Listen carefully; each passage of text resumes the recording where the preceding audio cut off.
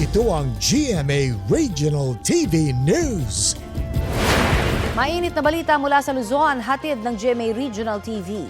Arestado sa entrapment operation ng isang lalaki sa Binyan, Laguna. Chris, anong asunto ng lalaki? Tony, bukod daw kasi sa pagiging fixer ng lalaki, scammer din daw siya. Sa tanggapan ng Land Transportation Office sa Binyan City, agad inaresto ang lalaki nang ibigay ng isang nagpanggap na kliyente ang kanyang bayad.